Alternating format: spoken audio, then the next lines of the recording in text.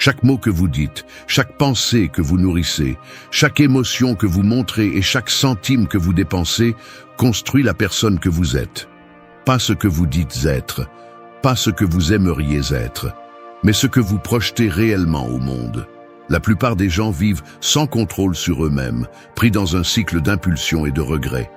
Ils parlent sans réfléchir, laissent leur esprit les intoxiquer, se noient dans des émotions faibles et gaspillent ce qu'ils ont sans mesurer les conséquences. Et quand le monde ne les respecte pas, ils s'indignent, comme si le respect était un cadeau et non quelque chose à gagner. La maîtrise de soi est ce qui sépare les forts des faibles. Il ne s'agit pas de talent, ni de chance, ni d'intelligence. Il s'agit de contrôler sa bouche avant de dire quelque chose que l'on regrettera plus tard, de former l'esprit comme un soldat, sans le laisser devenir un ennemi, de dompter les émotions avant qu'elles ne ruinent les relations, les opportunités et les décisions, de gérer l'argent avec stratégie, au lieu de le laisser dicter le cours de la vie. Ici, il n'y a pas de place pour les excuses ou le victimisme. Il ne s'agit pas de se sentir mieux, mais d'être meilleur. Et pour cela, le stoïcisme n'est pas seulement une philosophie, c'est une arme. Il n'est pas fait pour les rêveurs qui espèrent que le monde les traitera bien, mais pour ceux qui sont prêts à s'imposer face à la réalité et à prendre le contrôle. Ce qui suit n'est pas de la théorie, c'est de l'entraînement. Hugun, répétez mentalement comment vous réagiriez en cas de crise avant qu'elle ne se produise. Un soldat ne se met pas à aiguiser son épée lorsque l'ennemi est déjà à la porte. Un navigateur n'attend pas que la tempête le frappe pour apprendre à manœuvrer son bateau. Mais dans la vie, la plupart agissent ainsi, improvisant au milieu du chaos, espérant que l'adrénaline leur donne des réponses qu'ils n'ont jamais entraînées. Et ensuite, lorsqu'ils échouent, ils blâment la malchance. Le chaos ne respecte ni les plans ni les humeurs. Il ne demande pas si vous êtes prêt. Il apparaît simplement et balaye tout ce qui n'est pas solide. Et lorsque cela se produit, la différence entre quelqu'un de fort et quelqu'un de fragile est la préparation mentale. Il ne s'agit pas d'optimisme, ni de croire que tout passera. Il s'agit d'anticiper et d'entraîner l'esprit pour que, lorsque le feu arrive, la réaction ne soit pas la panique, mais la stratégie. La philosophie stoïcienne le rend clair. N'attendez pas que la vie soit facile. Ne supposez pas que tout ira bien. Au lieu de cela, répétez mentalement les scénarios qui pourraient se déstabiliser. Pensez aux insultes que vous pourriez recevoir, à la trahison de quelqu'un de proche, à l'échec d'un projet dans lequel vous avez mis tout votre effort. Imaginez que cela se produit, ressentez-le dans votre esprit et décidez, avant que cela n'arrive, comment vous allez réagir. Ne laissez pas la surprise dicter votre comportement. Si le coup arrive et que vous êtes prêt, c'est vous qui le contrôlerez, pas l'inverse. Les faibles attendent que la crise les frappe pour voir comment ils réagissent. Les forts ont déjà été là avant dans leur esprit des centaines de fois. Et lorsque la tempête arrive enfin, ils agissent avec le calme d'un chirurgien en pleine opération. Ils ne crient pas, ils ne paniquent pas, ils ne prennent pas de décisions stupides. Ils savent que le contrôle est le pouvoir, et le pouvoir ne s'improvise pas. Il se forme. Ce principe ne s'applique pas seulement en temps de crise, mais dans le contrôle de chaque aspect de la vie. Celui qui entraîne son esprit maîtrise ses paroles. Celui qui anticipe sa réaction évite d'exploser comme un enfant. Celui qui comprend les risques ne prend pas de décisions financières impulsives. Celui qui se voit sous pression avant qu'elle ne se produise développe une présence inébranlable qui impose le respect. Celui qui se prépare ne se plie jamais, et celui qui ne se plie jamais finit par dominer sa vie. 2. Élimine un mot de plainte de ton vocabulaire pour une semaine. Les mots ne sont pas seulement du bruit, ce sont des commandes qui façonnent ton état d'esprit et ton destin. Si tu parles comme une personne faible, tu penseras comme une personne faible, et tu agiras comme une personne faible. Et s'il y a quelque chose qui affaiblit plus que tout, c'est l'habitude de se plaindre. Les plaintes ne résolvent rien, ne te rendent pas plus fort, ne te rapprochent d'aucune solution. Elles ne servent qu'à une chose, justifier la médiocrité. La plainte est le refuge de ceux qui ont décidé d'abandonner sans l'admettre. C'est le cri silencieux de l'impuissance, une tentative pathétique de faire pitié au monde. Mais le monde ne fonctionne pas comme ça. Personne ne te respecte pour te plaindre. Personne n'admire celui qui passe sa vie à dire que tout est injuste, qu'il est fatigué, qu'il ne peut plus. La différence entre une personne forte et une personne faible ne réside pas dans ce qu'elle affronte, mais dans la manière dont elle répond. Et la première réponse qui définit le caractère est le langage. Si tu veux reprendre le contrôle de ta vie, commence par contrôler ce qui sort de ta bouche. Fais une expérience, choisis un mot de plainte et élimine-le pendant une semaine. Ne dis pas que quelque chose est impossible. Ne dis pas que tu ne peux pas. Ne dis pas que tu es fatigué. Ne dis pas que c'est injuste. À la place, remplace la plainte par l'action. Si quelque chose est difficile, affronte-le. Si quelque chose ne te plaît pas, change-le ou accepte-le sans drame. Si tu ressens le besoin de te plaindre, détends-toi. Respire, trouve une solution ou continue en silence. Cet exercice n'est pas symbolique, c'est une reprogrammation mentale. Parce que si tu ne peux même pas contrôler ce que tu dis, comment vas-tu contrôler autre chose dans ta vie? Les mots que tu choisis déterminent le niveau de respect que tu projettes. Parle comme quelqu'un qui est aux commandes, et peu à peu, tu commenceras à vivre comme tel. Les stoïciens le savaient bien. Se plaindre est une perte de temps et d'énergie. Ne gaspille pas de mots sur ce que tu ne peux pas changer. Ne nourris pas ton auto-apitoiement avec des phrases faibles. Parle avec la clarté et la détermination de quelqu'un qui n'a pas besoin de validation. Et observe comment, en changeant ton langage, ton attitude change aussi. Les plaintes sont comme des trous dans la coque d'un bateau. Chacune d'elles permet de diminuer un peu plus ton potentiel. Bouche la fuite, une semaine sans plainte, action en solitaire, et tu verras ce qui se passe quand tu décides que le seul langage autorisé dans ta vie est celui de la force et de la solution. 3. Écris tes soucis sur un papier et déchire-le à la fin de la journée. L'esprit est un champ de bataille. Chaque jour, des milliers de pensées le traversent comme des armées en guerre, certaines utiles, d'autres destructrices, mais la plupart ne sont que du bruit. Si tu ne les contrôles pas, elles te domineront. Elles te paralysent, te drainent de ton énergie, te plongent dans des soucis inutiles. Le pire, c'est que beaucoup d'entre elles ne sont même pas réelles. Ce sont des problèmes amplifiés par ton propre esprit, des scénarios catastrophiques qui n'arrivent jamais, des fantômes qui n'existent que parce que tu leur donnes du pouvoir. Si tu veux maîtriser ton esprit, tu dois apprendre à le vider.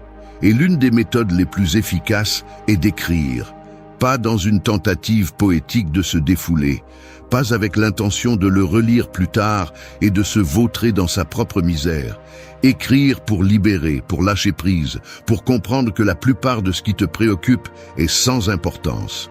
Et ensuite, à la fin de la journée, le détruire. Prends une feuille de papier. Note chaque chose qui te ronge de l'intérieur. Écris-le avec brutalité, sans filtre. L'inquiétude pour l'argent, la dispute avec quelqu'un, l'incertitude sur l'avenir, la colère contenue. Laisse tout sortir. Mais voici la clé. Ne le garde pas, ne l'analyse pas, ne le transforme pas en une collection de plaintes. À la fin de la journée, déchire-le, réduis-le en morceaux, brûle-le si nécessaire. Ce qui est écrit là ne mérite pas de t'accompagner le lendemain. Les stoïciens comprenaient le pouvoir de lâcher prise sur ce qui ne sert à rien. Il n'y a aucun sens à s'accrocher à des pensées inutiles. Il n'y a aucun sens à se soucier de choses que tu ne peux pas contrôler. Écrire tes soucis et les détruire est une façon symbolique, mais brutalement efficace, de rappeler à ton esprit qui est le patron. Fais cela chaque jour, et tu remarqueras quelque chose d'étrange. Beaucoup de choses qui hier semblaient être la fin du monde te font rire aujourd'hui. Beaucoup des soucis que tu as écrits disparaissent sans que tu aies besoin de faire quoi que ce soit. Et les quelques-uns qui comptent vraiment, tu les verras plus clairement, sans le brouillard de l'émotion, sans la distorsion de la peur.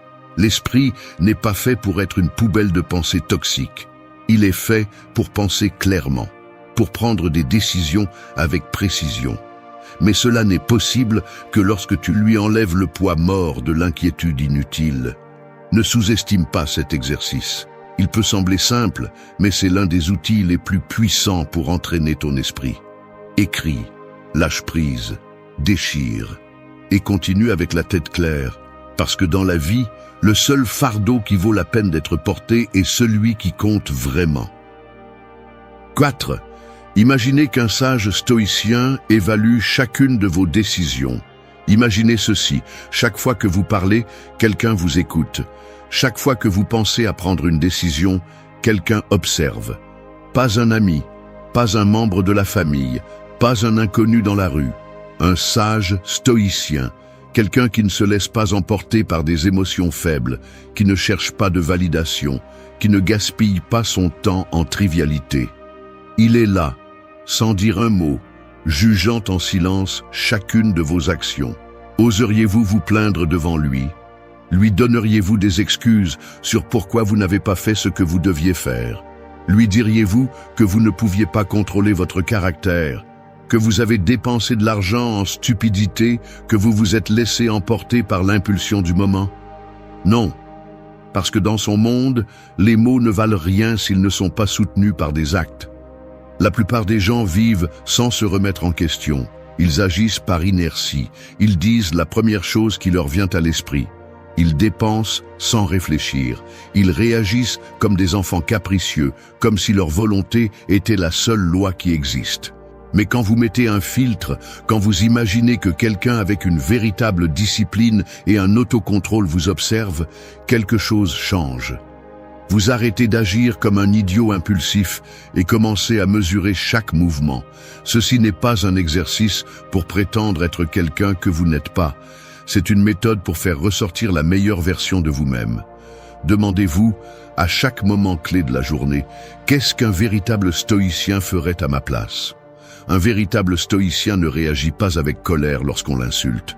Il garde son calme et répond intelligemment ou ignore simplement la provocation.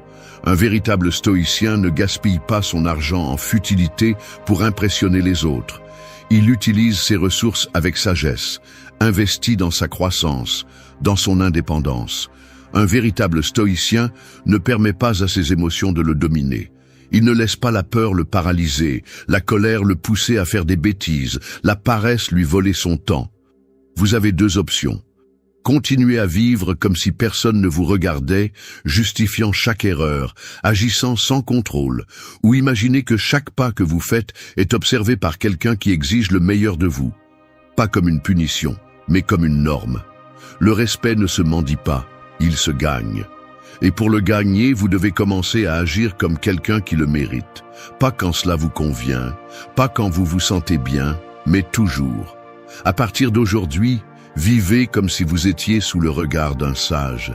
Et quand viendra le moment d'évaluer votre vie, assurez-vous que la réponse ne soit pas la honte. 5. En te levant, rappelle-toi que rien ne t'appartient vraiment. Lève-toi, regarde autour de toi, ta maison, tes vêtements, ton argent, même les personnes que tu aimes. Rien de tout cela n'est vraiment à toi. Tout ce que tu as est emprunté au temps, et à tout moment, on peut te le reprendre. C'est la vérité que la plupart préfèrent ignorer, mais plus tôt tu l'accepteras, plus fort tu seras. Le problème de croire que quelque chose t'appartient est que tu deviens faible par peur de le perdre. Tu t'accroches, tu t'obsèdes, et quand tu le perds, parce que tôt ou tard tu le feras, la douleur te déchire. Mais si chaque matin tu te rappelles que rien n'est permanent, tu cesses d'avoir peur. Et quand tu cesses d'avoir peur, tu te libères. Les stoïciens le pratiquaient tous les jours. Memento mori, rappelle-toi que tu vas mourir. Mais pas comme une idée déprimante, mais comme un rappel brutal que chaque possession, chaque relation, chaque moment est temporaire. Tu ne possèdes rien, pas même ton propre corps. Alors, au lieu de t'accrocher, tu apprends à vivre avec gratitude et sans peur. Pense à l'argent. Les gens vivent désespérément pour l'accumuler, pour le protéger, comme si le chiffre sur leur compte en banque définissait leur valeur. Mais l'argent va et vient. Il peut disparaître du jour au lendemain à cause d'une crise, d'un accident, d'une mauvaise décision. Si tu comprends qu'il n'a jamais vraiment été à toi, tu apprends à l'utiliser intelligemment au lieu d'être son esclave. Pense aux relations. Les gens entrent et sortent de ta vie.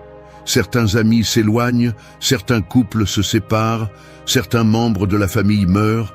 Si tu t'accroches en croyant qu'ils seront toujours là, le coup sera brutal quand ils partiront. Mais si dès le début, tu acceptes que tout est éphémère, tu cesses de souffrir pour l'inévitable et tu commences à apprécier ce que tu as dans le présent sans peur de l'avenir. Pense à ton corps, à ta santé. Un jour, tu seras vieux, plus faible, plus lent. Peu importe combien d'entraînements tu fais, combien de régimes tu suis, le temps continue d'avancer. Cela signifie-t-il que tu dois abandonner? Non. Cela signifie que tu dois profiter de chaque seconde où tu as de la force, de la discipline et de la clarté mentale. Rien ne t'appartient. Tout ce que tu as aujourd'hui peut disparaître demain. As-tu peur? Bien, utilise-le comme carburant. Au lieu de vivre avec la peur de perdre, vis avec intensité et objectif. Utilise l'argent pour des choses qui comptent vraiment. Aime les gens sans t'obséder à les retenir. Entraîne ton corps parce que tu le peux, non pas parce que tu crois qu'il sera toujours le même. Si tu comprends cela, le monde ne pourra plus te contrôler. Et celui qui n'est contrôlé par rien est véritablement libre. 6. Fais une tâche désagréable comme si tu étais un moine accomplissant un rituel. La plupart des gens font le strict minimum pour éviter l'inconfort. Ils fuient les désagréments, repoussent ce qui est difficile, se plaignent à la moindre effort. Mais ce qu'ils ne comprennent pas, c'est que la discipline ne naît pas du désir, mais de la maîtrise. Et la maîtrise se forge dans la friction, dans la répétition, dans la capacité à faire ce qui doit être fait, qu'on se sente bien ou non. C'est là qu'intervient la mentalité stoïcienne. Transforme l'agréable en une pratique de contrôle, en un test de caractère. Au lieu de voir les tâches désagréables comme une punition, transforme-les en un entraînement, en un rituel qui façonne ta force mentale. Pense à un moine. Il ne se lève pas à l'aube parce qu'il en a envie, il ne médite pas pendant des heures parce qu'il aime ça, il ne jeûne pas parce qu'il aime avoir faim. Il le fait parce qu'il comprend que chacune de ses actions fait partie d'un processus plus grand. Un rite qui renforce son esprit et le distance des impulsions faibles du corps et de l'esprit. C'est ainsi que tu dois affronter chaque tâche désagréable dans ta vie. Tu dois te lever tôt, ne le fais pas en te plaignant, fais-le avec un but, comme si c'était un rituel sacré. Ouvre les yeux, lève-toi sans hésiter, sens le contrôle absolu sur ton corps et ton esprit. Tu dois faire de l'exercice quand tu n'en as pas envie. Ne pense pas à savoir si tu aimes ça ou non. Pense que chaque répétition, chaque goutte de sueur est un test de ta autodiscipline. Comme un moine en formation, chaque effort est une offrande à la maîtrise de soi. Tu dois travailler sur quelque chose de fastidieux. Ne le fais pas comme une victime qui traîne les pieds. Fais-le avec la présence de quelqu'un qui comprend que chaque action compte, que chaque tâche, aussi insignifiante soit-elle, fait partie d'un système de contrôle de soi. Les faibles voient les tâches désagréables comme des punitions. Les forts les voient comme des entraînements. Et voici le secret. Si tu adoptes cette mentalité, ce qui semblait insupportable devient normal. Mieux encore, cela devient une source de fierté. Parce que tandis que les autres évitent la difficulté, tu l'affrontes avec le calme et la détermination d'un guerrier entraîné. Cette méthode n'est pas symbolique, elle est pratique. Chaque fois que tu fais quelque chose de difficile, au lieu de résister, plonge-toi entièrement dedans. Comme si tu étais un moine accomplissant un rite de discipline et de force. Ne pense pas à savoir si c'est agréable ou non. Pense que c'est une opportunité pour te retenir. Les stoïciens comprenaient que le véritable contrôle n'est pas gagné lorsque tout est facile, mais lorsque tu peux regarder la difficulté dans les yeux et faire ce qui doit être fait sans hésiter. Alors, la prochaine fois que tu seras confronté à une tâche désagréable, ne fuis pas, ne te plains pas. Assumez avec la mentalité de quelqu'un qui ne se plie pas à l'inconfort. Fais de chaque effort un rituel. Et quand les autres chercheront des excuses, tu seras trop occupé à renforcer ton caractère. 7. Fais comme si aujourd'hui était ton dernier jour de vie et observe comment tes décisions changent. Chaque jour qui passe est un jour de moins sur l'horloge de la vie. Il n'y a pas de deuxième chance, pas de rediffusion, pas de garantie sur le temps qu'il reste. Pourtant, la plupart agissent comme s'ils étaient immortels, comme s'il y avait toujours un lendemain pour faire ce qui compte vraiment. Ils continuent à repousser les décisions, à accumuler des regrets et à perdre du temps en futilité sans sens. Les stoïciens l'ont mieux compris que quiconque. Memento mori, souviens-toi que tu vas mourir. Non pas comme une pensée dépressive, mais comme l'outil le plus puissant pour prendre le contrôle de sa vie. Rien ne renforce plus l'esprit que d'accepter la réalité de la mort et de l'utiliser comme carburant. Car lorsque la mort cesse d'être un concept lointain et devient une certitude tangible, toutes les distractions disparaissent. La fierté devient insignifiante, les rancunes perdent de leur poids, la procrastination cesse d'être une option. En vivant avec la conscience que chaque jour peut être le dernier, les excuses sont éliminées. Il n'y a pas de place pour des plaintes absurdes, ni pour des drames sans sens. L'esprit se concentre sur ce qui vaut vraiment la peine, avancer, apprendre, renforcer le caractère, faire ce qu'il faut faire sans attendre un moment parfait. L'urgence de vivre remplace le confort de la paresse. La plupart se noient dans des soucis inutiles, accordant de l'importance à des choses qui n'ajoutent rien. Ils sont paralysés par la peur, distraits par des problèmes insignifiants, consumés par des rancunes qui ne mènent nulle part. Mais celui qui comprend la brièveté de la vie agit avec détermination. Il ne gaspille pas d'énergie sur ce qu'il ne peut pas contrôler. Il ne se laisse pas emporter par des émotions faibles. Il ne gaspille pas d'opportunités. Vivre avec l'idée que ce pourrait être le dernier jour transforme chaque décision. On cesse d'attendre l'approbation des autres. On cesse d'avoir peur de l'échec. On abandonne le désir de se conformer à des normes vides. La vie est vécue avec intensité, avec direction, avec un but. Memento mori n'est pas seulement une phrase, c'est un principe qui filtre ce qui est inutile et renforce ce qui compte. Celui qui le pratique ne perd pas de temps en plaintes ni en excuses. Il ne se laisse pas dominer par la peur. Il ne repousse pas ce qu'il doit faire. Il vit avec la clarté que chaque seconde compte et agit en conséquence. Le temps ne prévient pas quand il se termine. La différence entre ceux qui laissent une empreinte et ceux qui disparaissent sans laisser de traces réside dans qui comprend cette vérité et l'utilise à son avantage. 8. Dors sur le sol. Une nuit pour te rappeler que tu peux t'adapter à tout. Le confort est un piège. Plus on en profite, plus la vie sans lui devient difficile. Le confort ramollit le corps, affaiblit l'esprit et érode le caractère. Celui qui n'a connu que la chaleur d'un lit et la sécurité d'une routine sans surprise devient esclave de la peur de l'inconfort. Les stoïciens comprenaient que la seule façon d'être vraiment fort était de s'exposer à l'adversité avant que la vie ne l'impose. Ils n'attendaient pas la pénurie pour apprendre à vivre avec peu, ni la crise pour entraîner la résistance. Ils pratiquaient la dureté, volontairement, pour que lorsque le véritable coup arrive, ils ne soient pas trouvés faibles. Dormir sur le sol une nuit n'est pas un sacrifice, c'est un entraînement. Le corps protestera. Il ressentira la dureté du sol, le manque d'abri, le choc contre l'absence de confort. L'esprit s'excusera, essaiera de convaincre qu'il n'y a pas besoin de le faire, que le lit est là, disponible, en attente. Mais c'est précisément ce test qui forge le caractère. Résister à l'envie de céder est le véritable exercice. La capacité d'adaptation est ce qui sépare les forts des fragiles. Celui qui dépend du confort, du luxe, de la routine établie, vit dans la peur de le perdre. Mais celui qui sait qu'il peut dormir sur le sol et se lever le lendemain avec la même détermination comprend que la véritable force ne vient pas de l'extérieur, mais de l'esprit. Dans un monde où tout le monde cherche à éviter le moindre malaise, être capable de supporter l'inconfort sans se briser est un avantage brutal. Rien dans cette vie n'est garanti, ni la stabilité économique, ni la sécurité d'un foyer, ni la certitude de l'avenir. Celui qui n'est pas préparé à perdre ce qu'il a vit avec l'anxiété que tout peut s'effondrer à tout moment. En revanche, celui qui a appris à supporter la dureté de l'essentiel marche sans peur.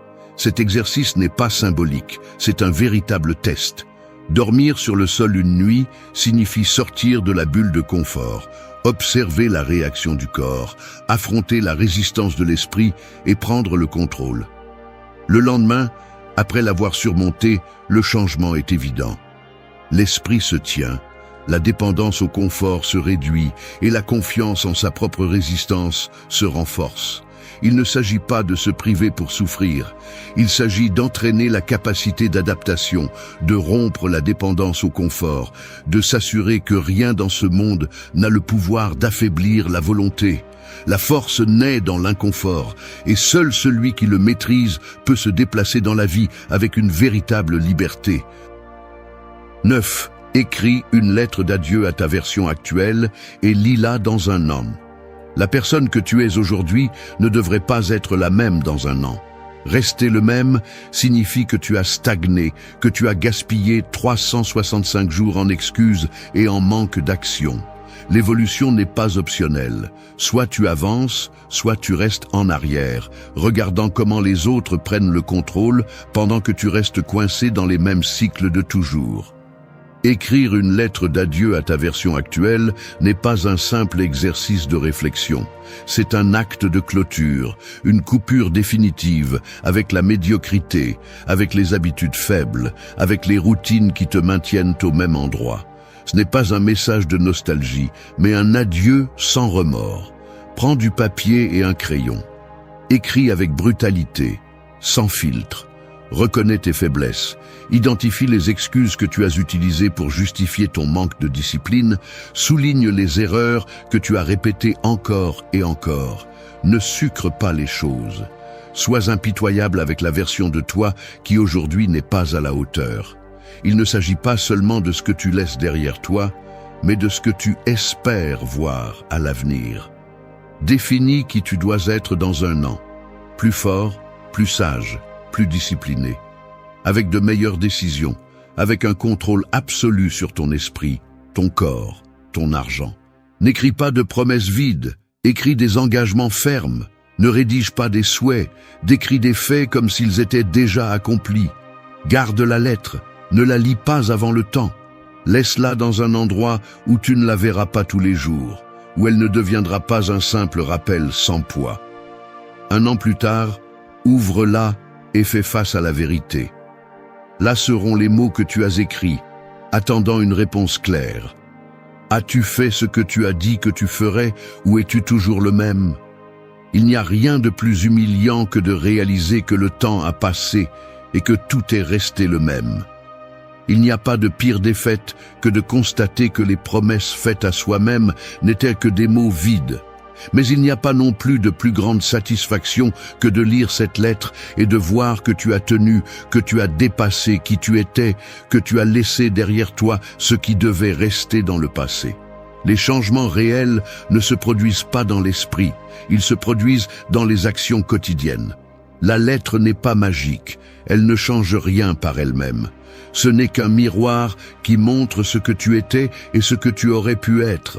La différence est marquée par celui qui ose écrire sans pitié et surtout par celui qui a le courage de faire face à sa propre vérité un an plus tard. Il n'y a aucune raison de rester la même personne. Il n'y a aucune excuse pour arriver à l'avenir avec les mêmes limitations du passé. La transformation est une décision et cette décision commence maintenant. 10. Dépensez de l'argent dans ce que vous ne pouvez ni voir ni toucher. L'argent peut être une arme ou une chaîne. Entre de mauvaises mains, il devient une ancre qui vous enfonce plus profondément dans la médiocrité. Entre les bonnes mains, il se transforme en un outil de pouvoir. La différence ne réside pas dans combien vous gagnez, mais dans la façon dont vous l'utilisez. La plupart des gens reçoivent leur salaire et le dépensent avant même d'avoir eu la chance de le faire travailler à leur avantage. Ils poursuivent l'immédiat, achètent des objets qui seront oubliés dans un coin dans quelques mois, utilisent l'argent comme un pansement émotionnel. Le monde a programmé les gens pour dépenser sans réfléchir. La publicité ne vend pas des produits, elle vend des illusions. La société ne récompense pas l'intelligence financière, elle récompense l'apparence de la richesse. Les réseaux sociaux ont transformé l'ostentation en sport. Et le résultat est que les gens poursuivent des symboles de succès au lieu de construire un véritable succès. Peu importe combien d'argent passe entre leurs mains, ils finiront toujours de la même façon, pris dans le cycle de gagner et de dépenser sans but. Mais l'argent bien dirigé a le pouvoir de changer une vie. Il ne s'agit pas de l'accumuler de manière obsessionnelle, ni de vivre dans la peur de le dépenser. Il s'agit de l'utiliser dans ce que l'on ne peut ni voir ni toucher, dans ce qui ne disparaît pas avec le temps, dans ce qui construit une version de vous-même plus forte, plus capable et plus libre. Dépensez dans la connaissance. Un livre, un cours, un mentorat. Il n'y a pas d'investissement plus puissant que celui que l'on fait dans l'esprit. La différence entre quelqu'un qui avance et quelqu'un qui stagne réside presque toujours dans ce qu'ils savent. Alors que certains dépensent dans des plaisirs éphémères, d'autres investissent dans des informations qui leur ouvriront plus de portes à l'avenir. Dépensez dans les expériences. Quelque chose qui défie votre esprit et votre corps. Quelque chose qui vous sort de la routine. Les objets perdent de la valeur avec le temps, mais une expérience bien choisie peut redéfinir qui vous êtes. Un voyage, une compétition, un défi personnel, n'importe quoi qui vous fait sortir de votre bulle. Dépensez dans votre avenir, investissez dans ce qui vous donnera plus d'options, plus de liberté. Apprenez à faire travailler l'argent pour vous, au lieu de passer toute votre vie à travailler pour lui. La plupart des gens restent pris dans le cycle de survie mois après mois, mais ceux qui maîtrisent cela construisent une réalité où ils ne dépendent de personne. Le respect ne se gagne pas avec des biens matériels. Il se gagne avec la capacité de contrôler son propre destin. Celui qui sait gérer son argent intelligemment ne sera jamais un esclave du système. Il ne sera jamais obligé de vendre son temps au plus offrant. Dépensez dans ce que vous ne pouvez ni voir ni toucher, car c'est là que se trouve le véritable pouvoir. La différence entre celui qui a le contrôle sur sa vie et celui qui ne l'a pas réside dans la façon dont il utilise son argent. Et celui qui maîtrise son argent maîtrise son destin. Duel du mépris. La critique brûle. Parfois, le sentiment d'être sous-estimé peut faire bouillir votre sang. C'est naturel, nous ne sommes pas de pierre, mais voici la différence entre ceux qui restent coincés dans la colère et ceux qui s'élèvent au-dessus d'elle. Comment vous répondez? La plupart le font mal, ils se justifient, se battent, cherchent à prouver quelque chose à ceux qui les méprisent. Et qu'ont-ils accompli? Rien. Ils ne font qu'alimenter le feu de l'autre, s'épuisent et finissent au même endroit où ils ont commencé. Pire encore, ils finiront par être prisonniers de la validation d'autrui. Mais il y a une autre façon, une qui non seulement détruit le mépris, mais qui le transforme en une arme à votre avantage.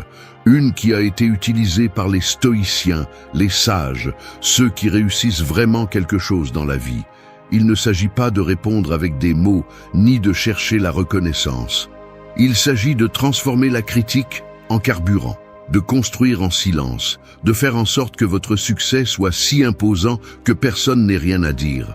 Aujourd'hui, vous allez apprendre exactement comment le faire.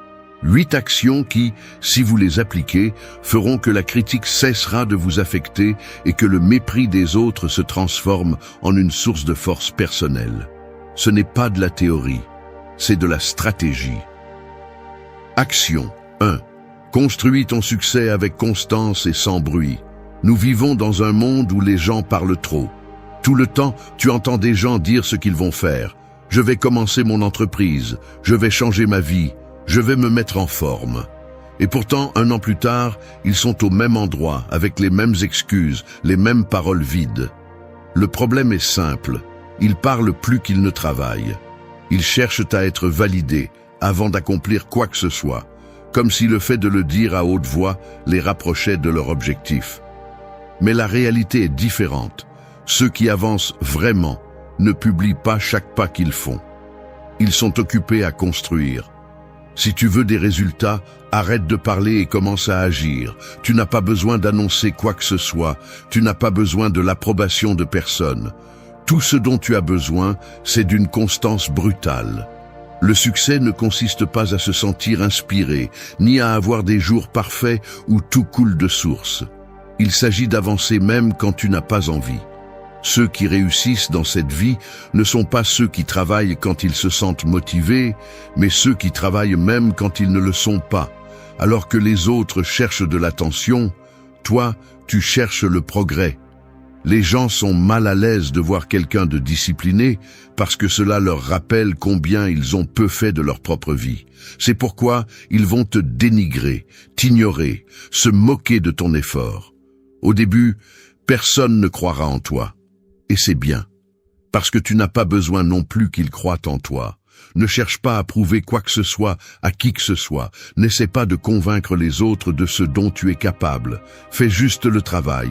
Pense aux grands stoïciens, aux sages qui ont marqué l'histoire. Ils n'ont jamais annoncé ce qu'ils allaient faire. Ils l'ont simplement fait. Ils se sont levés, ont travaillé, se sont améliorés.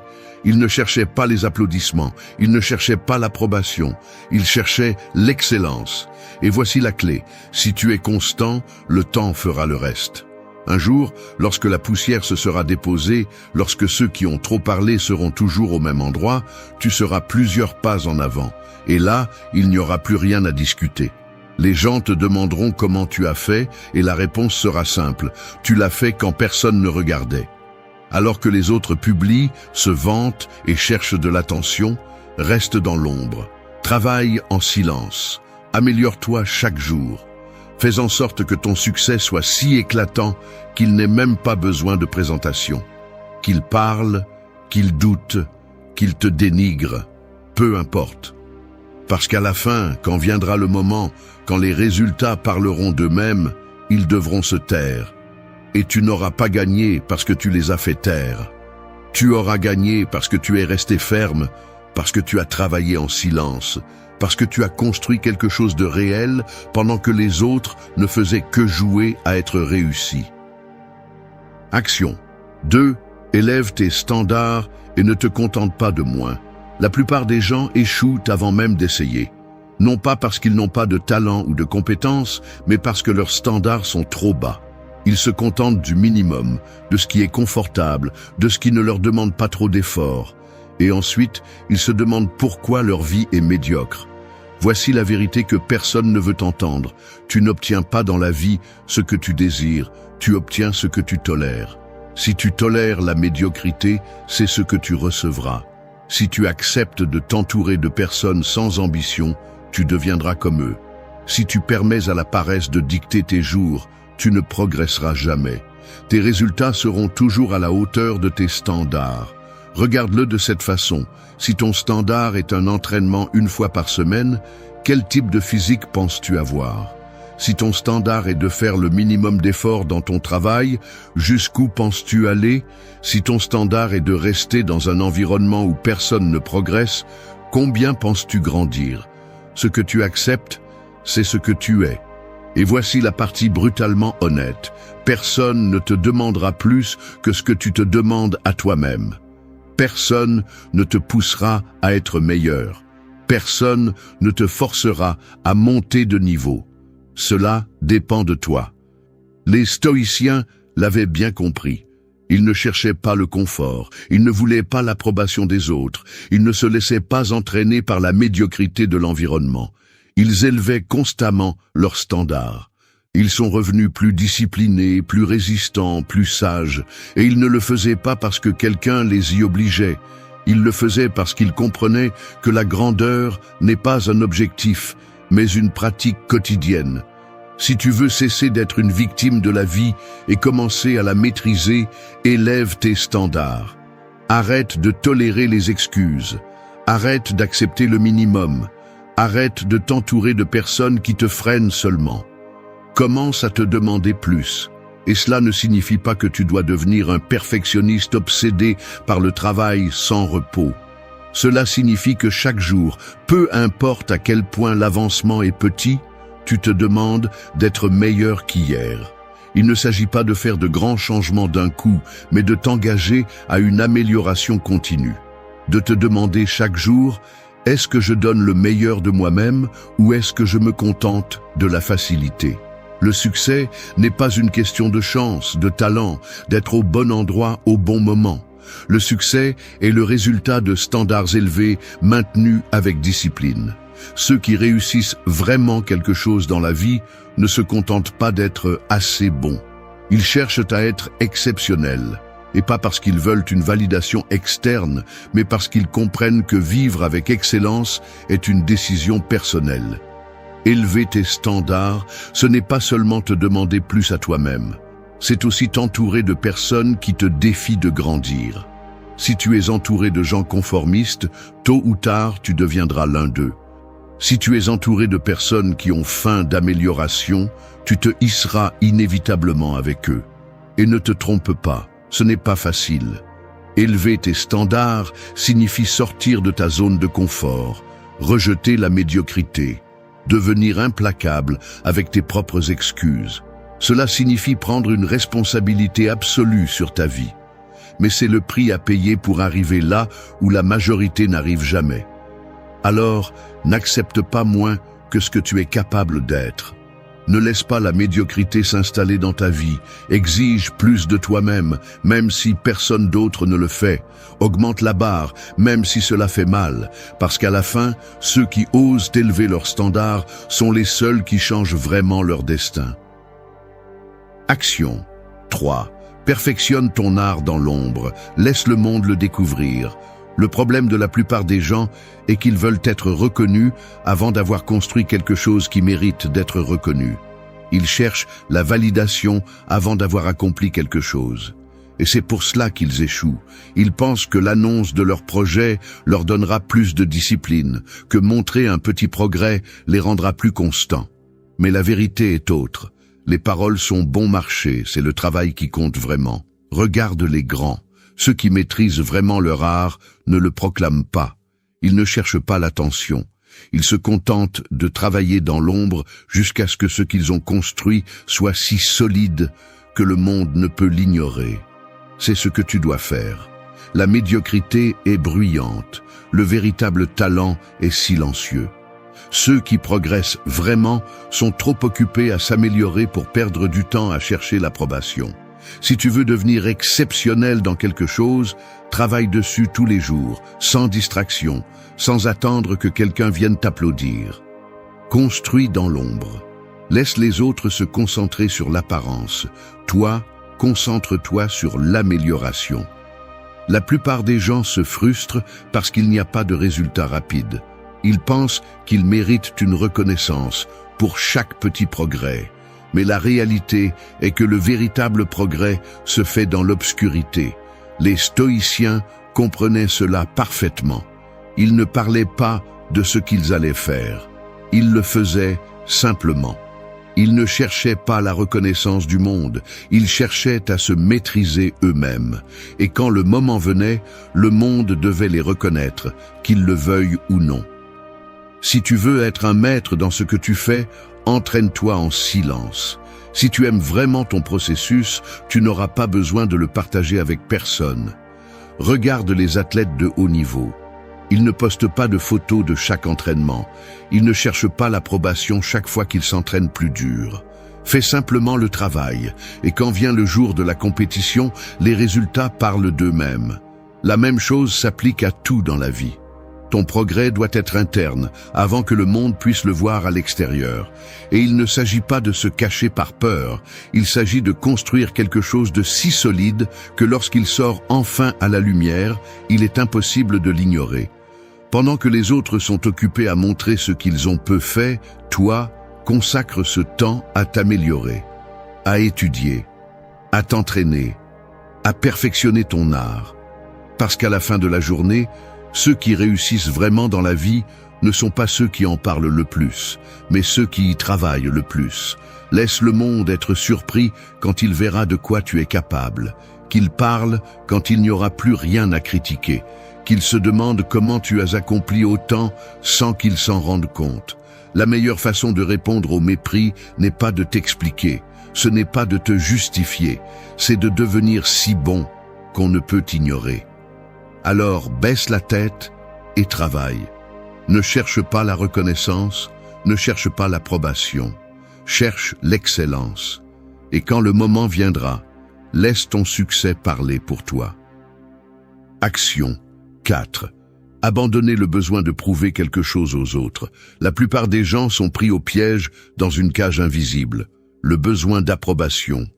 Ils font des choses non pas parce qu'ils le veulent vraiment, mais parce qu'ils cherchent à prouver quelque chose à quelqu'un. Et c'est le chemin le plus rapide vers la médiocrité. Si vous vivez avec le besoin de prouver votre valeur aux autres, vous ne serez jamais libre.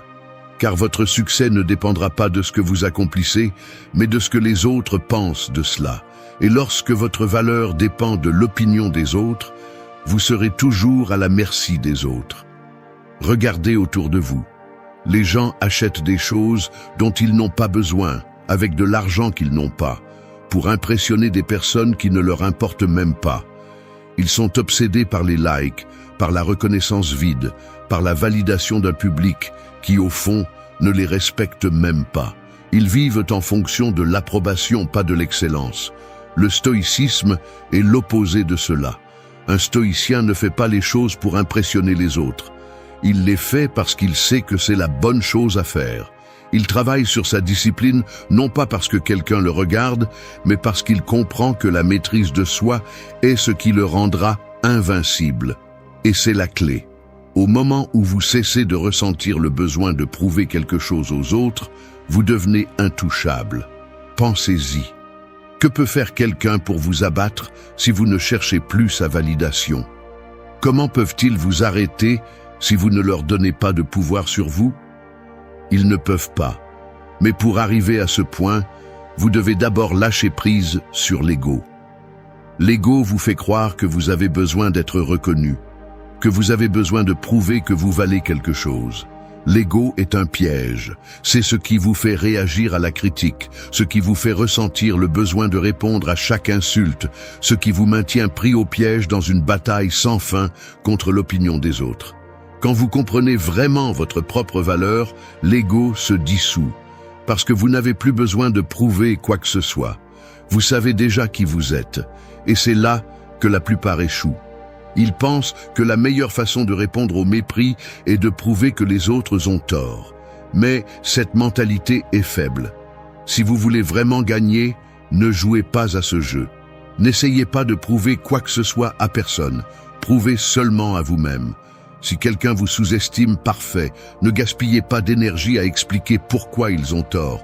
Laissez le temps faire son œuvre. Si quelqu'un vous critique, génial. Prenez-le comme un rappel que vous continuez à avancer. Les plus grands de l'histoire ne sont pas arrivés au sommet parce qu'ils voulaient prouver quelque chose à quelqu'un. Ils y sont arrivés parce qu'ils avaient une norme d'excellence personnelle. Ils ne se souciaient pas de ce que les gens disaient parce que leur focus n'était pas sur la validation externe, mais sur la maîtrise interne. C'est l'état d'esprit que vous devez adopter. Vous n'avez pas besoin de prouver quoi que ce soit. Vous n'avez pas besoin de vous justifier. Vous avez juste besoin de faire le travail. Quand vous comprendrez cela, vous serez libre. Libre de l'opinion des autres, libre de la peur du rejet, libre du fardeau d'essayer d'impressionner les autres. Et à ce moment-là, vous aurez gagné, non pas parce que les autres vous reconnaissent, mais parce que vous aurez enfin compris que vous n'avez jamais eu besoin de leur approbation pour être grand. Action 5. Transforme chaque critique en une opportunité d'amélioration. La critique est inévitable. Si tu fais quelque chose de ta vie, quelqu'un aura quelque chose à dire. Si tu réussis, on dira que tu as eu de la chance. Si tu échoues, ils diront qu'ils le savaient toujours. Si tu restes immobile, ils t'ignoreront simplement. Tu ne peux pas contrôler ce que les gens disent, mais tu peux contrôler comment tu l'utilises à ton avantage. Voici la différence entre ceux qui avancent et ceux qui restent coincés au même endroit. Les faibles sont offensés par la critique, les forts l'utilisent comme carburant. Si chaque fois que quelqu'un pointe un défaut, tu te mets sur la défensive, tu perds une opportunité. La critique, même si elle est mal intentionnée, peut être une arme en ta faveur. Regarde l'histoire. Les grands n'ont pas évité la critique, ils l'ont utilisée. Chaque commentaire négatif a été une épreuve de feu, un défi, une opportunité d'amélioration. Mais la plupart font le contraire. Ils prennent tout comme une attaque personnelle. Ils se paralysent, se victimisent, se fâchent. Et pendant qu'ils dépensent de l'énergie à se défendre, ils perdent du temps qu'ils pourraient utiliser pour s'améliorer. Voici la vérité. La critique est un outil. Ce que tu en fais dépend de toi. Si quelqu'un te dit que tu es faible, entraîne-toi plus fort. S'ils disent que tu es ignorant, étudie davantage. Si on dénigre ton travail, rends-le si impressionnant qu'ils ne pourront pas l'ignorer. Te rends-tu compte du pouvoir que tu as entre tes mains?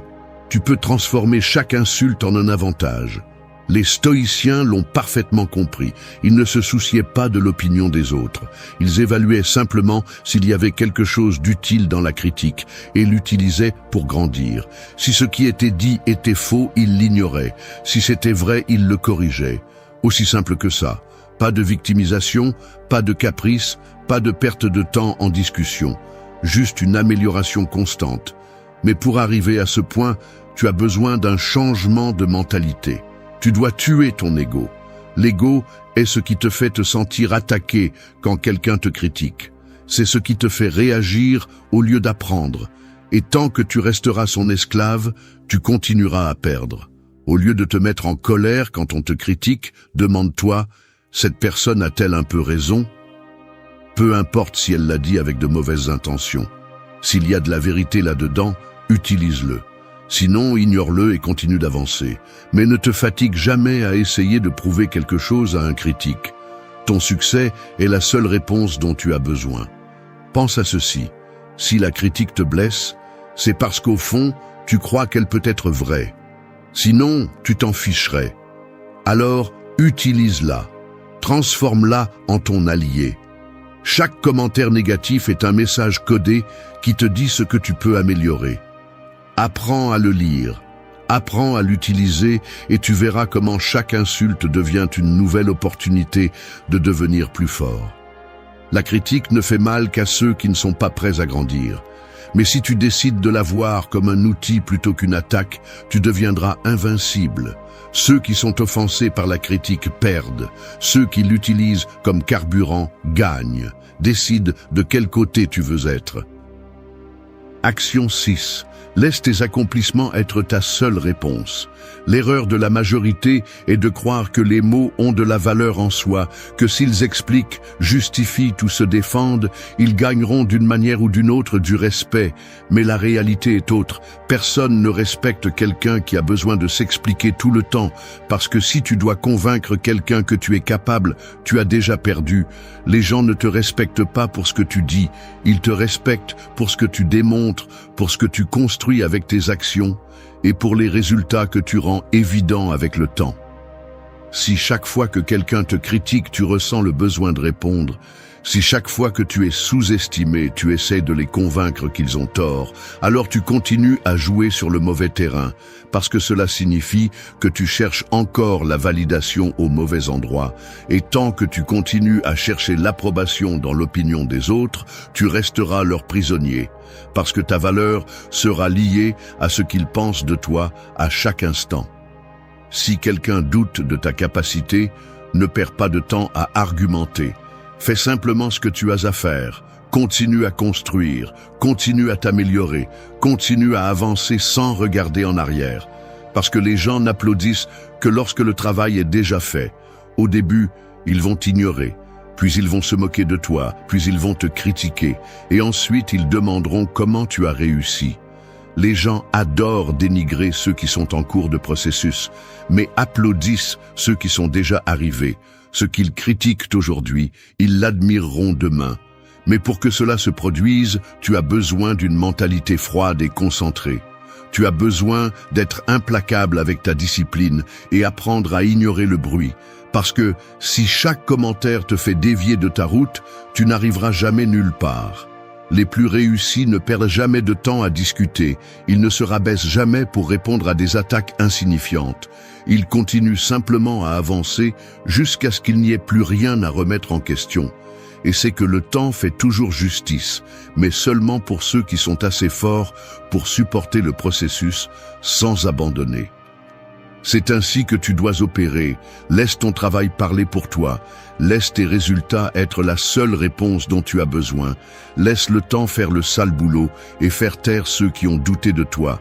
Parce que tôt ou tard, lorsque les résultats seront trop évidents, ils seront forcés de se taire, et le meilleur de tout cela est qu'à ce moment-là, tu ne t'en soucieras même plus, parce que tu auras compris que tu n'as jamais eu besoin de leur approbation en premier lieu. La véritable satisfaction ne vient pas du fait que les autres reconnaissent ton effort, mais du fait de savoir que tu as fait ce que tu as dit que tu ferais, que tu as tenu ta promesse envers toi-même, que tu as été assez fort pour continuer à avancer quand tous les autres se seraient arrêtés, que tu n'as pas abandonné quand il était plus facile de le faire. Alors, arrête de parler, arrête d'expliquer, arrête de te justifier, arrête d'essayer de prouver quelque chose avec des mots, parce que le succès ne s'annonce pas, il s'exécute. Continue à avancer en silence, continue à perfectionner ton art, continue à construire sans attendre d'applaudissements, et quand le moment viendra, quand ton succès sera trop grand pour être ignoré, il n'y aura plus rien à dire, les faits parleront d'eux-mêmes. Action 7.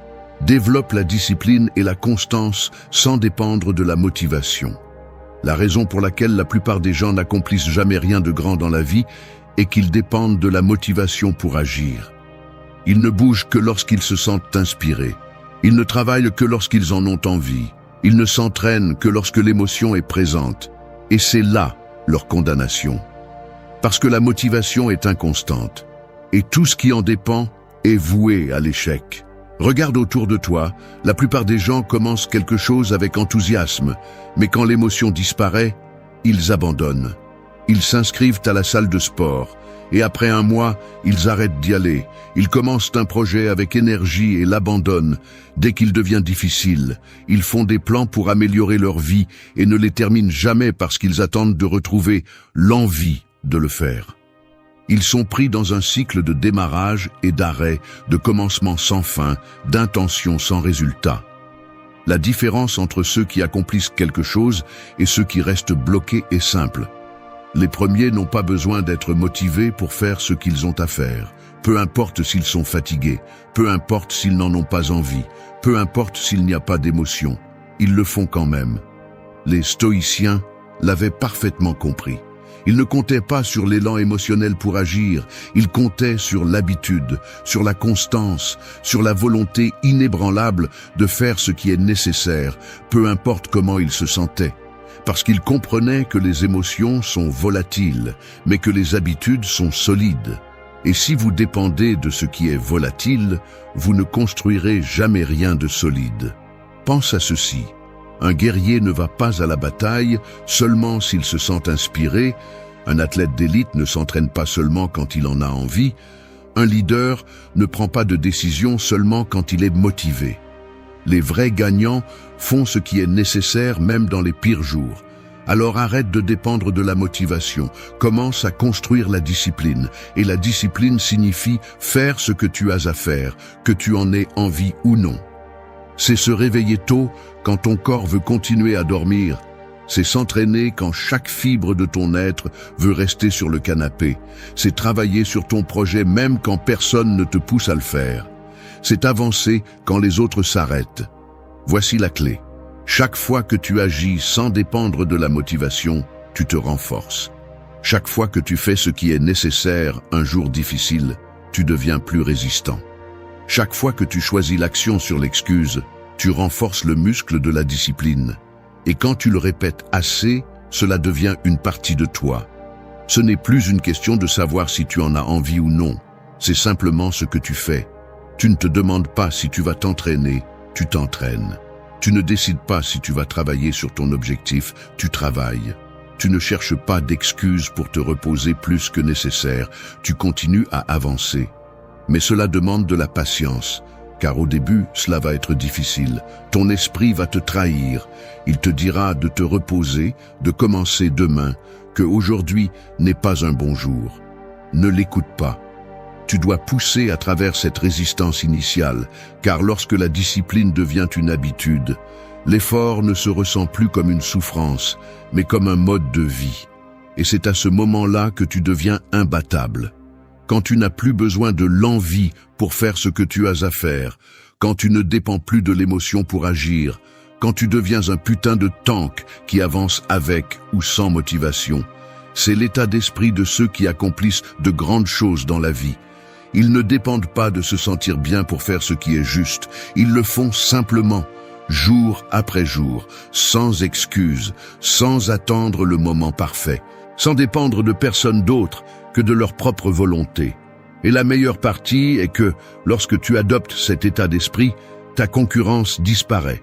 Parce que la plupart des gens restent coincés dans leur quête de motivation, attendant le bon moment, justifiant leur manque d'action par de belles excuses. Mais toi, tu continues à avancer. Alors, décide dès aujourd'hui que la motivation n'est plus un facteur dans ta vie.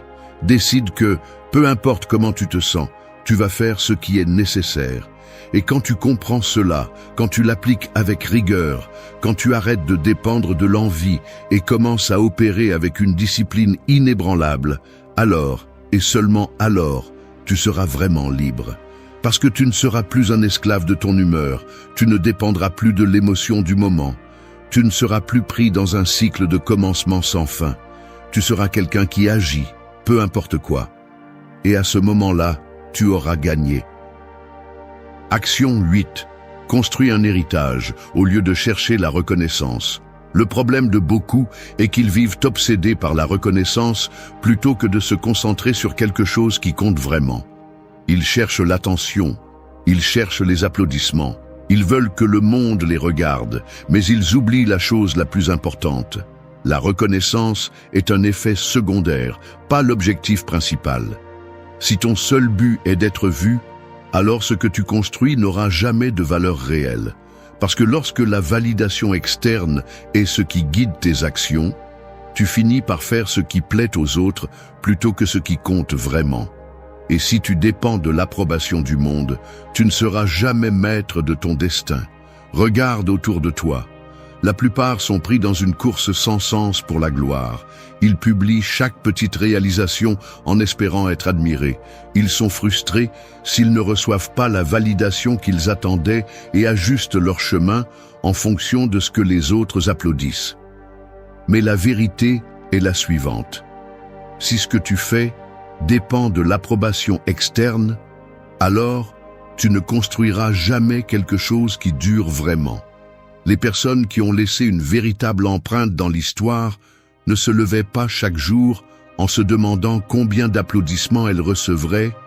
Elles se levaient pour faire ce qui devait être fait, pour améliorer leur art, pour développer leur discipline, pour créer quelque chose qui avait du sens au-delà de leur propre ego.